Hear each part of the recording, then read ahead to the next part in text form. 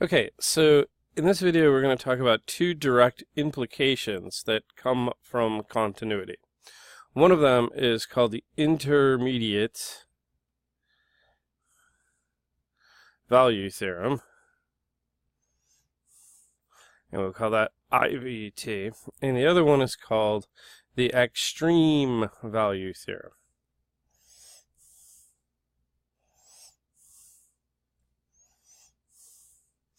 And we'll call that EVT. And you can use these abbreviations on the BC exam, so knowing what these theorems are and what they say is going to be important because inevitably there's going to be questions about these on the test. But both of them are direct implications of continuity on some interval closed AB. Alright, so let's start with the intermediate value theorem.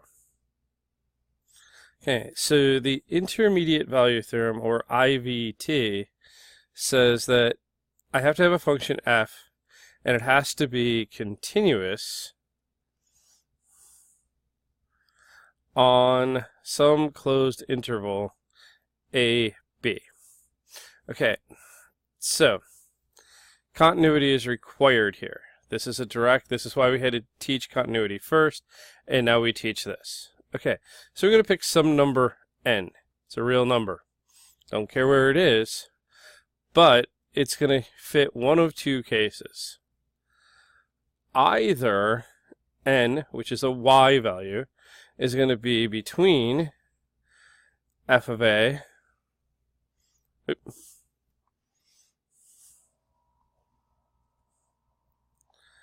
or f of b, in such a way that a is less than b, or the other way around, f of b is going to be less than n, is going to be less than a.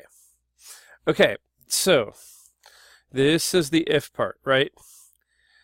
If f is continuous on here, n is some real number, and it's between f of a and f of b, depending on which one's bigger or which one's smaller, then there exists C on the open interval AB. Okay, so C, this has gone from closed interval, it's open interval down here, on the open interval AB, such that f of C is n. Okay, so this means that at some point the function has to equal n. Okay, so let me try to show that because it's not really all that earth-shattering. Okay, so without loss of generality, we're going to work in the first quadrant here. Okay, and we're going to have some function. Okay, and our function is going to be continuous. And it's going to be continuous on a closed interval a, b. And I'm going to pick, so like over here, this value is f of a, and this value over here, this one is f of b. So we have to pick some value n that is between them. So in this case, f of b is less than n, which is less than f of a. So the argument here is if I stretch n over to here, there has to be at least one point within the interval, the open interval, AB, somewhere between a and b, where I have some value c. C is on the open interval AB, such that f of c is equal to n. Aha! And this is also f of c, right? Because it's the function at c. It has to be equal to n. So if n is between these two values, the function has to take that value somewhere. It doesn't only have to take it at c. You could take it at multiple places, but it will at least take it at c. Now this is caused by the continuity of the function, because the function doesn't jump or make anything like that. it has to go through every single value between f of a and f of b, and if n's between them, it's got to go through that. Okay, a formal proof of that is like way beyond this course. You would see it in a course on like real analysis, like even deep in that course. But we accept this one without proof because it seems pretty reasonable. Okay, so the other related theorem in this section is what we are calling the extreme value theorem, which we're going to make EVT for short. Again, we have the condition that f is continuous. F is continuous on closed AB. So we're going to pick some interval. We're going to make f continuous on that interval. Okay, so the conclusion here is then f attains an absolute maximum and an absolute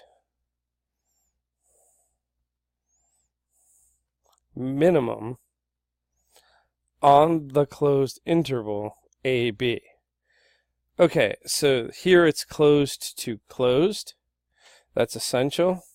But what we're saying here is that if f starts at A and goes at B, somewhere, as far as this interval is concerned, it will hit an absolute maximum and it will hit an absolute minimum for that interval. Okay, so it's not for all real numbers, but it's for there, not negative infinity to infinity. Okay, so this is an important distinction. It's going to hit a max and a min on that interval. Let's see what that looks like. Okay, so again, without loss of generality, we're going to work in the first quadrant.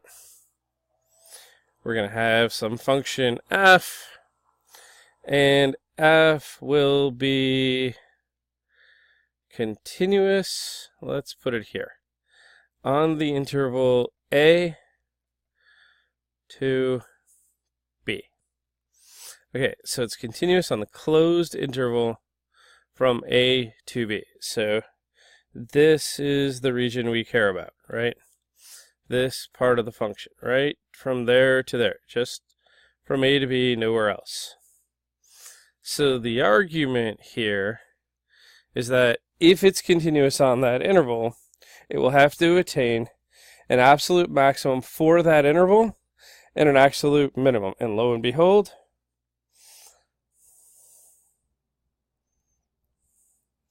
right there, we have an absolute maximum. How do I know it's an absolute maximum? Because there's no points higher than it. That's it. There's my absolute maximum.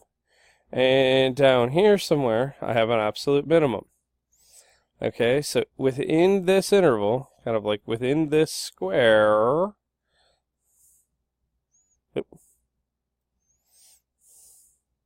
in this, well, it's not a square, is it? Craziness with the marker. Within this rectangle, right? So on the interval from A to B, right? This function will hit its max and its minimum for that interval. Now, note, EVT is not saying that it has to hit a max and a min on that interval for the whole function from negative infinity to infinity. It's only saying that from A to B, it will attain a maximum and attain a minimum, and that's it. Okay, so don't overstate this theorem. Okay, so summarizing these two theorems. Both require continuity on closed AB, so on a closed interval. IVT yields on open AB. There has to be the function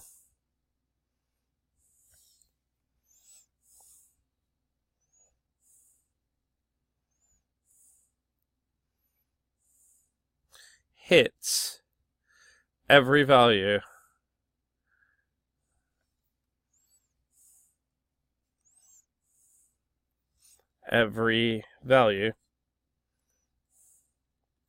between